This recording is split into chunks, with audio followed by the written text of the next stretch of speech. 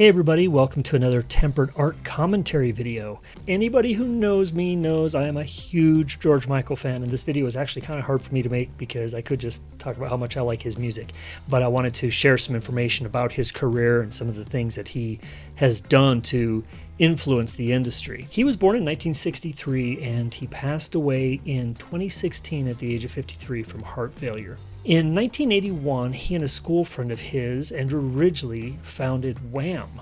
And they had 4 #1 hits over a period of about 5 years. During this time, he wrote Careless Whisper, which he was 17 when he wrote that song, and it's considered one of his biggest singles. He was one of the biggest artists of the 80s and 90s, had a huge impact on the pop scene, and made history several times in his career. When he was with Wham!, they were the first Western act to perform in China. The story goes that the audience wasn't sure what to do because they had never been allowed to respond to a band, especially Western pop music, and it took a fair amount of the concert for them to learn that they could interact with the band and how to clap on beat and things like that. So interesting how different the cultures were. He was the first white solo artist to have both a #1 album and a #1 single on both the Billboard pop charts and the Billboard R&B charts, and that was his Faith album and the song One More Try. They were both #1 on both of those charts at the same time. He was the most played artist on British radio for 20 years, from 1984 to 2004. That's pretty big. He had 8 Billboard #1s: Careless Whisper, Faith, Don't Let the Sun Go Down on Me with Elton John, One More Try, which was also an R&B #1, Father Figure, I Knew You Were Waiting with Aretha Franklin, Monkey, and Praying for Time. He had 15 top 10s, I Want Your Sex, Kissing a Fool, Jesus to a Child, Different Corner, Fast Love, Freedom 90, Too Funky. Maybe if you're not a big George Michael fan, you haven't heard these songs, but these were really big, kind of internationally, even if they weren't big in the United States, and a lot of them were club hits, especially in the UK. He had 6 R&B top 10s: Careless Whisper, I Knew You Were Waiting, Father Figure, One More Try, Monkey, and Heaven Help Me with Dion Estes, who had been Wham's bass player and also a bass player backup singer for George Michael when he went solo. He had 19 top 100s. He was influenced by Marvin Gaye, Elton John, Queen, Paul McCartney, Aretha Franklin, and a bunch of others. While he was influenced by Freddie Mercury, Mercury had said that he was really impressed with George's voice and with his integrity as an artist. He had 3 multi-platinum albums. Faith sold 25 million and was #1 album of the year in 1987. His second album, Listen Without Prejudice, sold 8 million and was #2 in 1990. His Patience album sold 4 million and ended up being the #12 album in 2014. So that's a pretty solid career for having big albums like that. His third album, Older, which is personally my favorite album. I think it's very mature. It's a lot deeper as far as lyric content.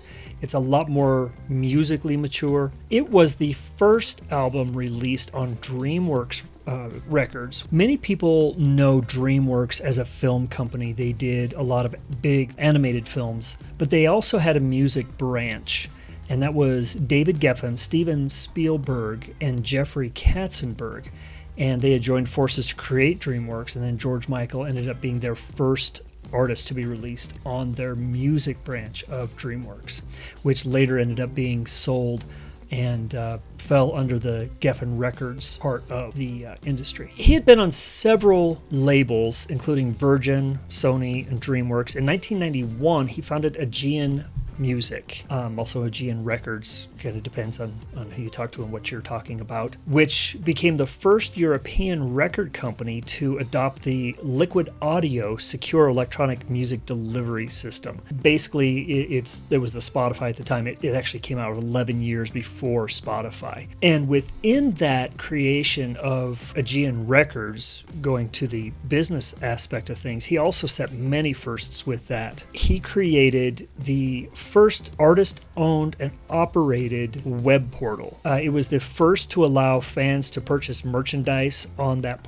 through that portal, to purchase and download music through Liquid Audio. That was 11 years before Spotify. That's a big deal. It allowed you to chat with artists on the label. It allowed audio-video streaming through Real Video. It was the first online-only fan club. It was the first online portal, artist-owned online portal, to share exclusive news from the different artists and from the label. And it was the first to allow fan participation in polls, contests, and artist messaging. You know, and this is 1991. This is really early in that technology. Some of the awards that he had won: he got 2 Grammys, he had 8 nominations, 2 Brit Awards, 4 MTV Awards, 3 American Music Awards, 2 of which were in the R&B category. He's considered one of the greatest of all time on smooth radio, and one of the greatest of all time in the Billboard. On November 3rd this year, 2023, he'll be inducted into the Rock and Roll Hall of Fame in the